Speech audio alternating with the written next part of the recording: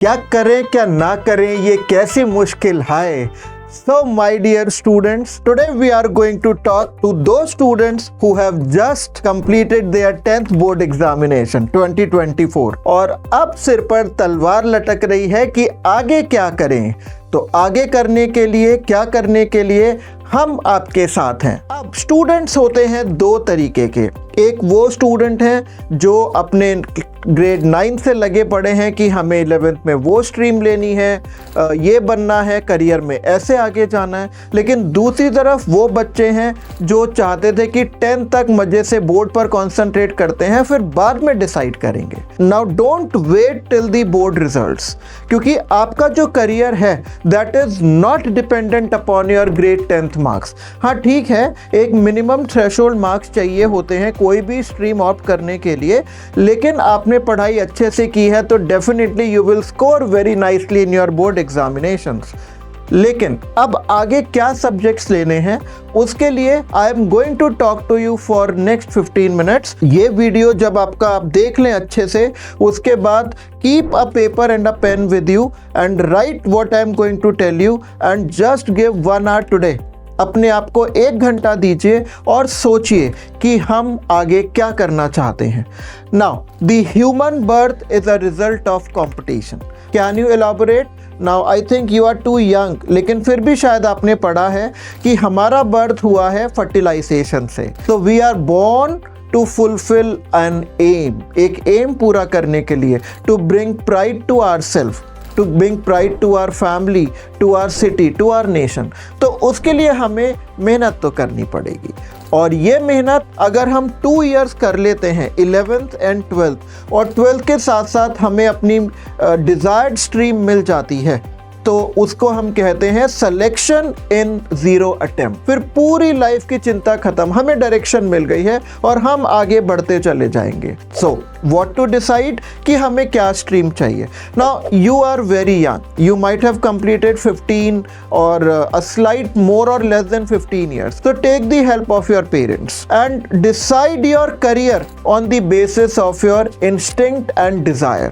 जो आप बनना चाहते हो, जो क्वालिटीज आपके अंदर हैं, जो पर्सनैलिटी आपको सूट करती है। Now let me give some examples. आपकी क्लास में आपका कोई फ्रेंड बीमार हुआ, कभी आपने उसको दवाई दी, आपने उसका सिर दबाया, आप उसको स्कूल के रिसेप्शन पर लेकर गए, प्रिंसिपल से आपने बोला कि सर और ma'am whatever you call your principal कि this friend of mine is not feeling well. आप उसके साथ बैठ रहे हो, आपके अंदर हॉस्पिटैलिटी है, so this is the perfect material for becoming a doctor. Now on a contrary, आपके अंदर हर चीज़ को लेकर कि इसके अंदर क्या है, सिंस फ्रॉम वेरी चाइल्डहुड आपके पास रिमोट वाली कार्स हैं, आपने उसको स्क्रू से बिल्कुल खोल दिया, आप घर के स्विचेस वगैरह आपको ठीक करना आपको अच्छा लगता है, इसके पीछे क्या है, ये मशीन कैसे एक्ट कर रही है, this is a perfect material to be an engineer. Now you are very good in accounting, banking, आप अपने घर के अकाउंट्स मैनेज करते हो, सामान खरीद कर लाते हो, you can be very good in commerce, right? You can do banking, you can be into accounting, you can be chartered accountant, CA or CS or ICWA. So there are lot many fields. The main part is to decide your career on the basis of your personality and desire. There are 3 main streams: science, commerce and humanities. Humanities को arts भी कहते हैं, and all the 3 streams are equally good, equally important. Start working on your prospectives कि आप क्या कर सकते हो, आपका इंटरेस्ट किस में है। नाउ अगर आपको मैथ्स लेनी है, इंजीनियर बनना है, सो देखो the career, your future growth depends upon the hard work you are going to do in your grade 11th and 12th। अगर आपको इंजीनियरिंग करनी भी है, अगर आपको IITs और NITs मिल गए, तब आपको अच्छा फ्यूचर मिलेगा। सी आई एम नॉट सेइंग कि आप किसी प्राइवेट कॉलेज से करते हो तो आपका फ्यूचर अच्छा नहीं मिलेगा, बट देयर आर एक्सेप्शन। जो पैकेज और जो ग्रोथ आपको IITs और NITs से इंजीनियरिंग करके मिलेगी, वो शायद आपको दूसरी जगह से करके ना मिले। But first decide what to become. Today on a piece of paper write down your strengths and weaknesses। आपको सब्जेक्ट्स कौन कौन से अच्छे लगते हैं। और एक बात मैं आपको बीच में बोलूँगा, स्ट्रीम आप जो भी ऑप्ट करें, साइंस, कॉमर्स और ह्यूमैनिटीज़, किसी भी स्ट्रीम के साथ मैथ्स जरूर लें, because maths increases your critical thinking, critical bent of mind, सोचने समझने की शक्ति बढ़ाता है। अगर आप साइंस ले रहे हो, नॉन इंजीनियरिंग ग्रुप ले रहे हो, बायो ले रहे हो, तब भी आप मैथ्स लो। मैथ्स लोगे तो फिजिक्स बहुत अच्छी होगी। That's what I did. अगर आप कॉमर्स लेते हो और उसके साथ मैथ्स लेते हो तो आपकी अकाउंटिंग बहुत अच्छी होती है। और ह्यूमैनिटीज़ के साथ मैथ्स लेने के और भी बहुत फ़ायदे हैं। मैथ्स हमारे ब्रेन को चलाता है। अगर आप बायोलॉजी लेते हो, physics, chemistry, biology, then you can prepare for becoming a doctor or a pharmacist or a microbiologist or a biochemist, forensic sciences, बहुत सारी चीज़ें आप कर सकते हैं। And humanities people now psychology is going like this. Psychology पढ़ो, बहुत अच्छे जॉब्स ऑफर हो रहे हैं। Now you can also study language courses after your 12th grade. Now if you are doing graduation in French, Spanish, German, you will be getting very good jobs with very good source of income। हम पढ़ते हैं और हमारा main M होता है अपने आप को सक्सेसफुल बनाना, प्लस इतना फाइनेंशियली अपने आप को स्ट्रॉन्ग करना कि your family would be supported by your income. तो आपको कभी भी कोई प्रॉब्लम हो, just give me a message, है ना। आपको यहाँ पर एक लिंक प्रोवाइड कर देंगे। आप if you want to talk to me, come and meet me, we will design a career for you.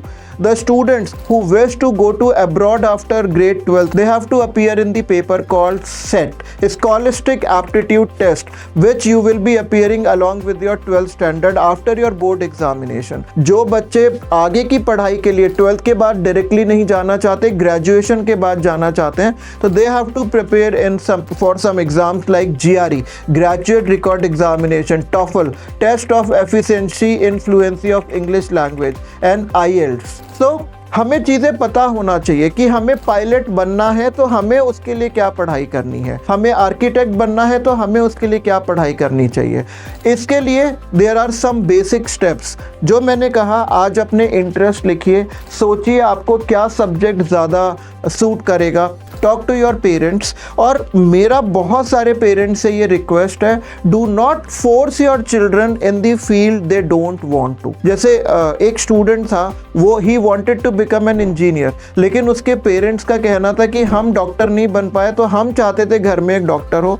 उसको फोर्सफुली कर करके, मेहनती था बच्चा, सेलेक्ट हो गया, ऑल इंडिया PMT में डॉक्टर भी बन गया, लेकिन उसकी प्रैक्टिस ही नहीं चलती, because he don't have interest in that. आजकल तो बहुत अच्छे अच्छे फील्ड्स आ रहे हैं। You can be a philanthropist, you can be a musician, you can be dancer, you can be a guitarist, you can be a music composer। इतनी सारी fields हैं, and all the fields they are economically very sound, है ना। जहाँ पर आपका मन ज़्यादा लगे, जहाँ पर आपको एक फील गुड फैक्टर हो कि ये बनने से मुझे अच्छा करियर मिलेगा, अच्छे पैसे मिलेंगे, तो start working from now. Copy पे लिखिए, अपने इंटरेस्ट लिखिए, अपनी डिज़ायर्स को देखिए, और ये देखिए कि हम आगे अपने फ्यूचर के साथ अच्छा क्या कर सकते हैं, राइट।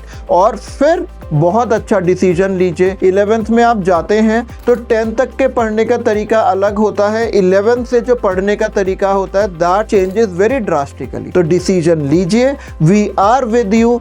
पहली चीज, select your career on the basis of your behavior, nature, personality and desire।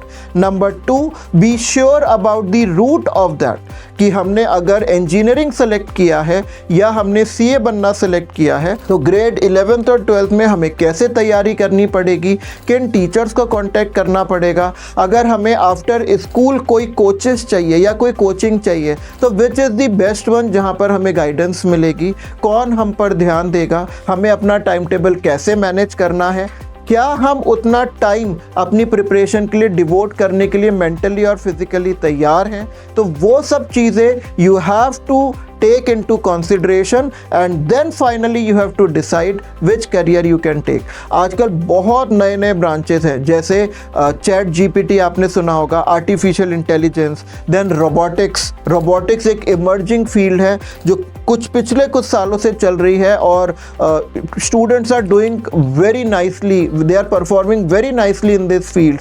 Then astrophysics है, देन कॉस्मोबायोलॉजी है, इतनी सारी चीज़ें हैं, इतना सब कुछ अच्छा चल रहा है। And there are top most institutes in India, BARC है, then there is CDFD, centre for DNA fingerprinting and diagnostics, IISc Bengaluru, IITs, and topmost universities in India like JNU, Jawaharlal Nehru University, New Delhi, BHU, Banaras Hindu University, MKU, Madurai Kamaraj Universities. So there are top universities and top courses waiting for you so that you decide and apply there and become good personalities and develop as good human beings with a bright and golden career. So keep studying, ask your parents to talk to me. We are providing you a link and a WhatsApp number. There you can take appointment of mine and we can talk for your future. So all the best and have a nice day ahead. Thank you.